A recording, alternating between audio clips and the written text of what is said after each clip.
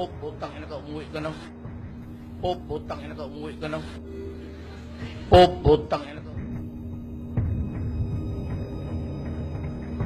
Huwag yan ang pare, kasi ang pare dyan, pag nandiyan mabasbasa, lalo ka magpunta ng impyerno. Saka yung tubig niya, kinuha lang yan dyan sa pusit.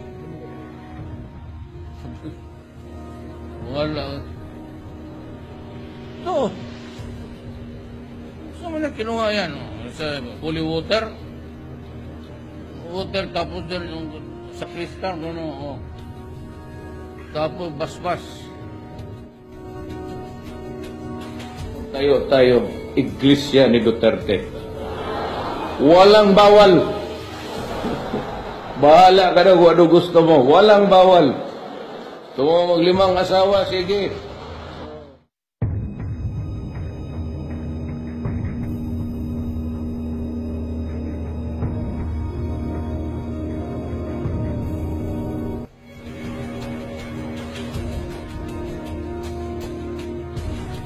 I challenge you now. I challenge the Catholic Church. You are full of shit.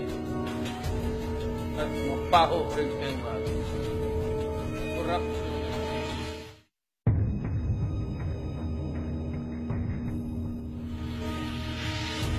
And God was lonely. And there was nobody to please Him. Ngayon ko lang nalaman na ang God, malonely pala. Buti tanong, babae sa kanila.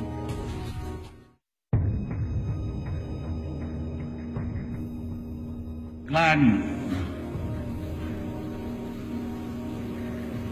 doubted His creation.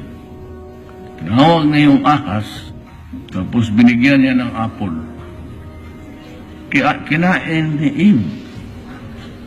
Tapos si Eve, ginising si Adam, kumain ka rin. So kinain ni Adam.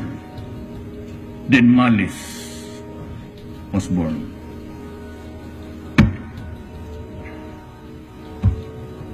Who is this stupid God? Stupid talaga itong putang akong ganun. Tsak-tsak mo lang yung nanay pati tatay mo, hindi wala ka makasali. Tapos ngayon, may original sin ka. Anong klase? Anong klaseng reliyon yan? Yan ang hindi ko matanggap. Very stupid proposition. Not everything in the Bible. Sino nag-publish yung Bible na yun? May printing press sila, no?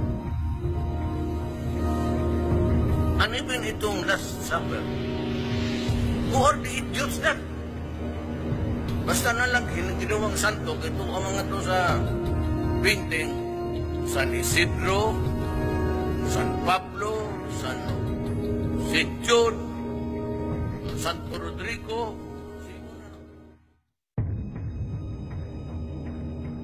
Your God is stupid. Totoo naman. Diba sinabi ko, your God is not my God because your God is stupid. Mine na sila.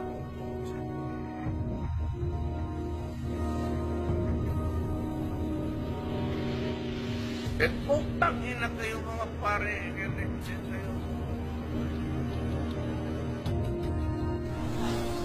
Sir, someone saying you should apologize for the comment. No, I will not do that. Definitely. Not in a million years.